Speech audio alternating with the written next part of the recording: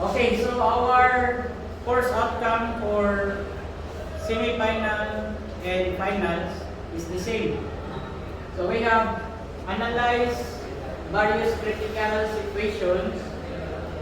Of course, this is on board to rationalize the courses of action to be undertaken.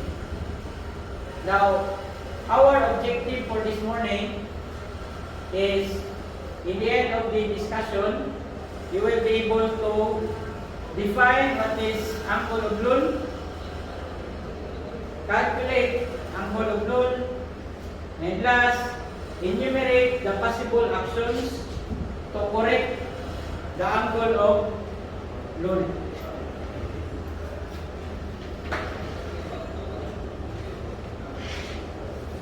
So I have here an illustration of a shape in transverse view.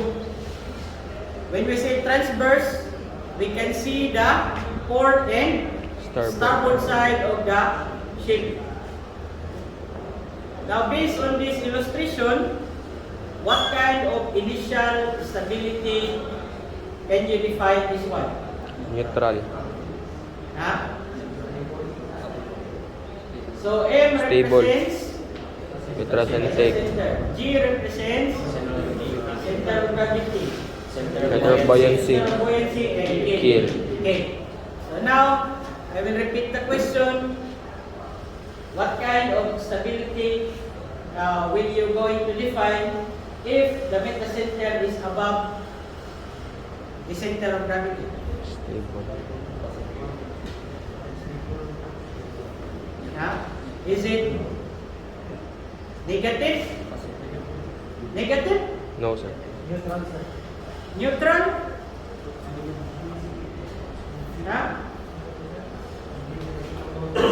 Positive or negative? Positive, sir. Okay, so this is positive.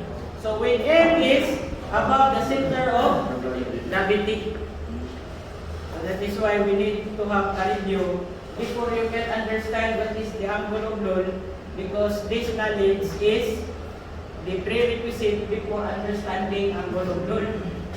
No? Because angle of Loll is caused by a negative stability. In other words, negative GM. So what is negative GM, by the way? So Kung nasa babaw. GM is Above when the the metacenter. center of gravity is above the metacenter. So when the metacenter is below the center of gravity, before we go to the definition of angle of Loll, let us first define important terms, like the list and head. So I have mentioned to you about these terms already. What is heel? So heel is the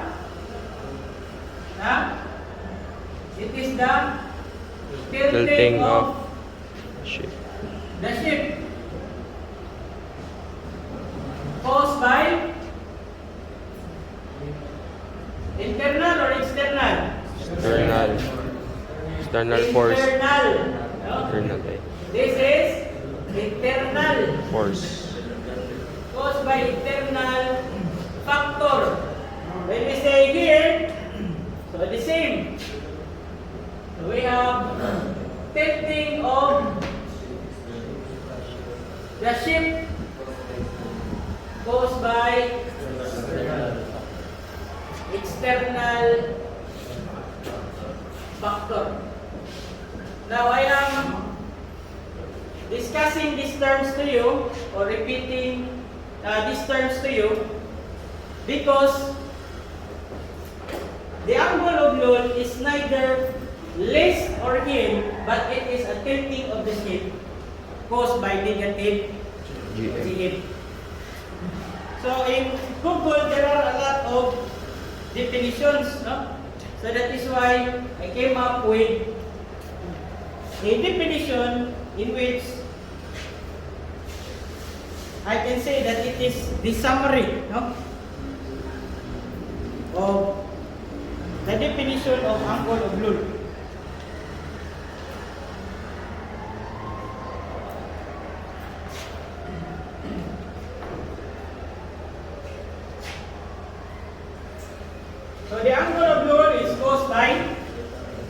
Negative GM. Negative GM.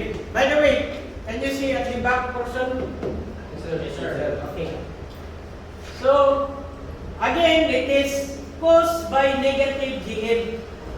And it is an angle of tilt which changes the location of Metacenter. the metacenter. So, again, when we say angle of Loll, it is caused by negative GM.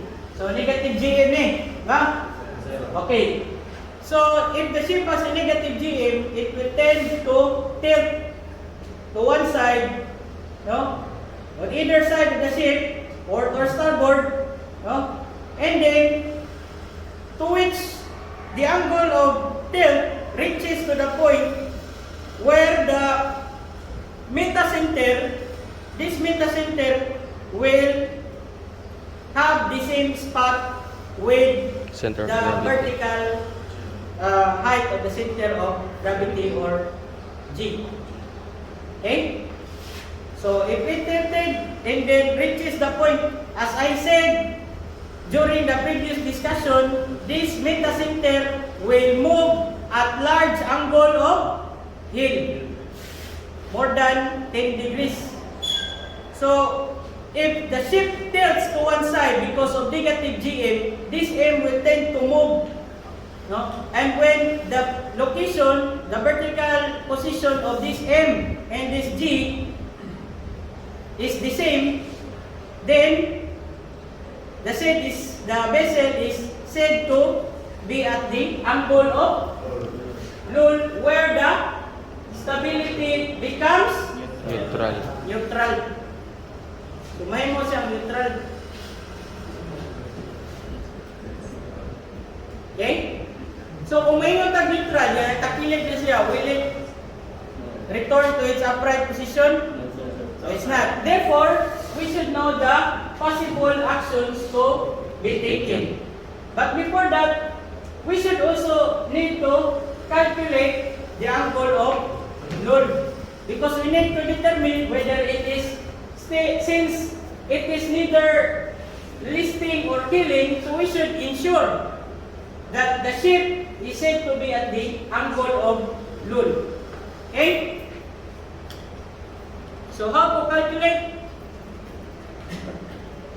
The formula is tangent angle of Loll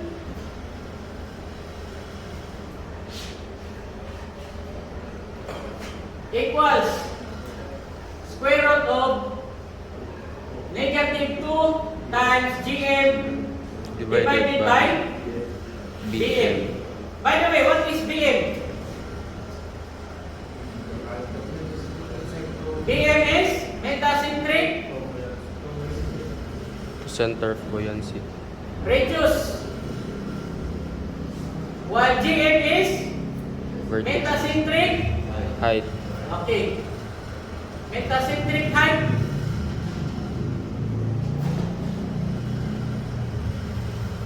Metacentric height. So I have here a problem. After I give the formula, we have here a problem to solve. I will give you 2 minutes to answer this using the formula.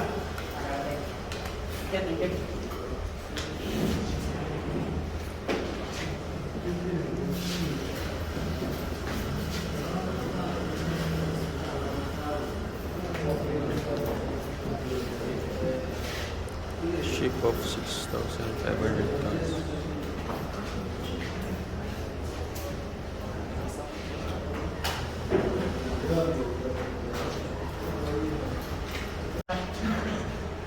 Okay. Estrero lang sir. No? So, since Cadet Caballes is already done with the calculation of the problem, and I found out that his answer is correct. Now, let us see his solution on the board.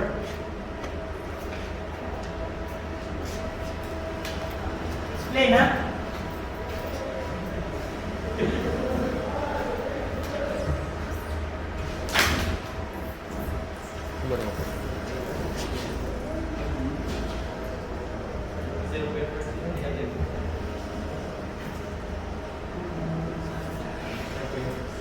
$28 divide 5.2.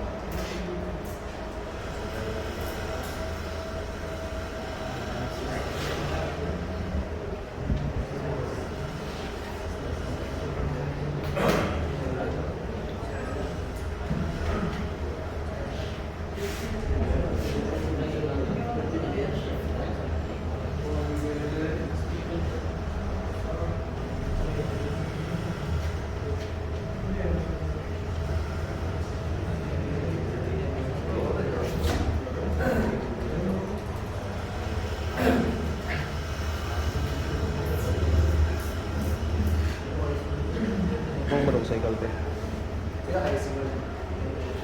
One.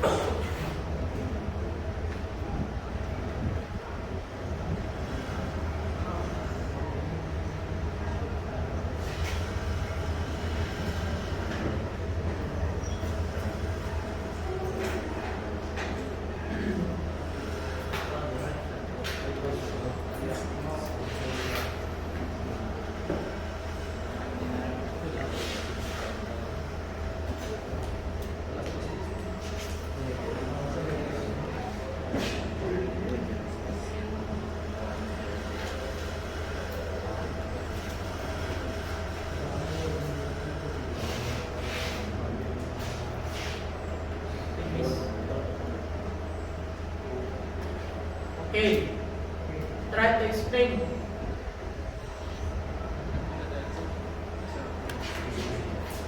So at first, akong English. So at first,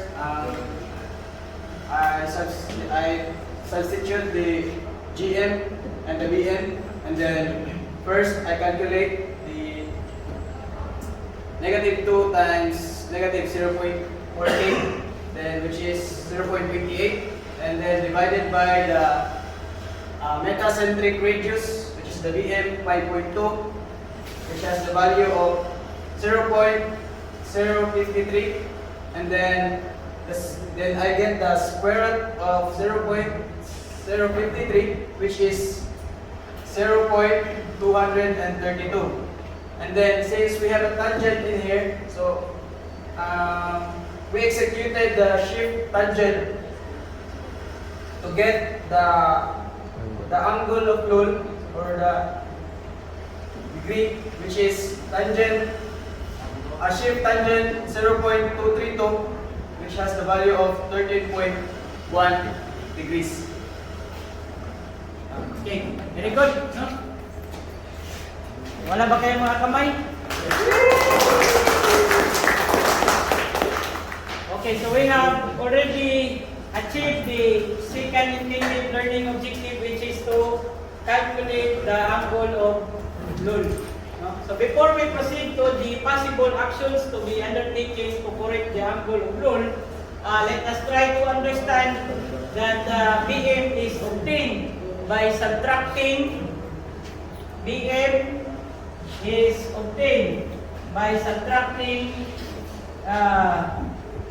EM and KG.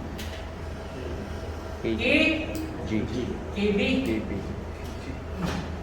Then both of these values are obtained from hydrostatic table.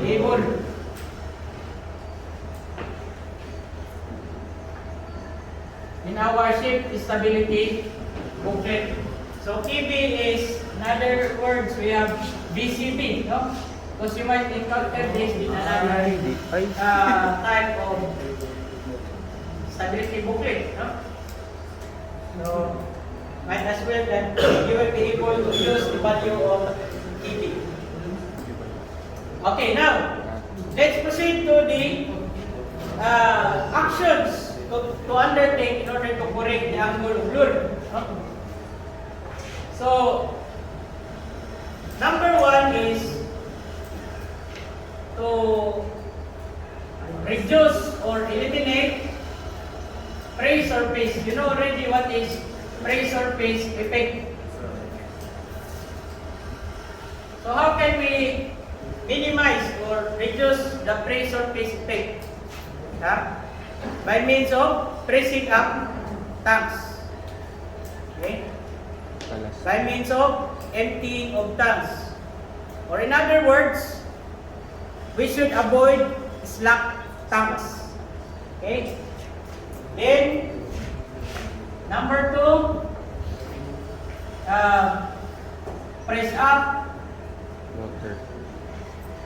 Tank. double bottom tanks.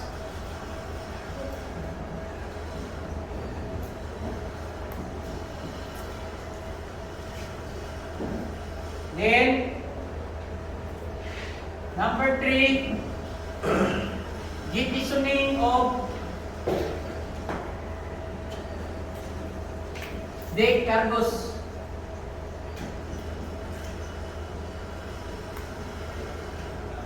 So if you are underway and you already knew that your ship is experiencing the angle of Loll, then the best way to do after pressing up the double bottom tanks, yet the metacentric height does not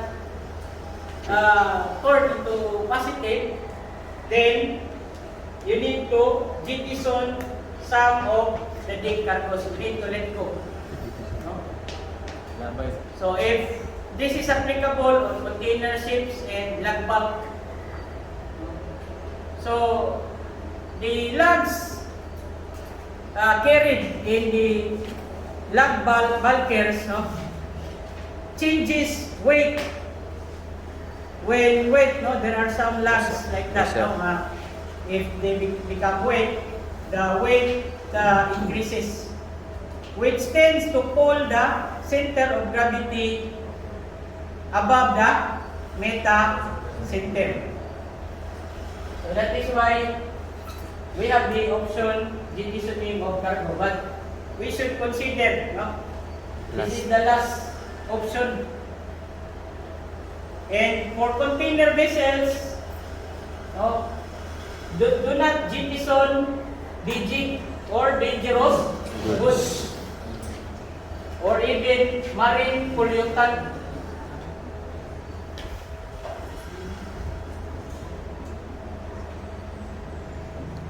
So do not jettison Arms.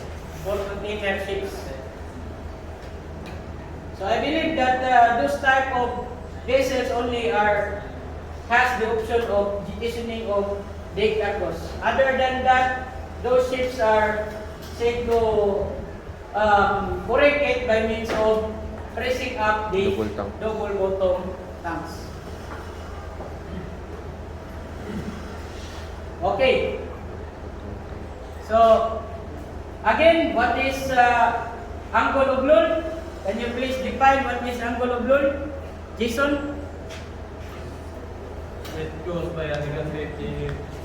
It is the angle of tilt which changes the location of the center vertically to be in exact the same position of the center of gravity, making the stability neutral. Okay, very good.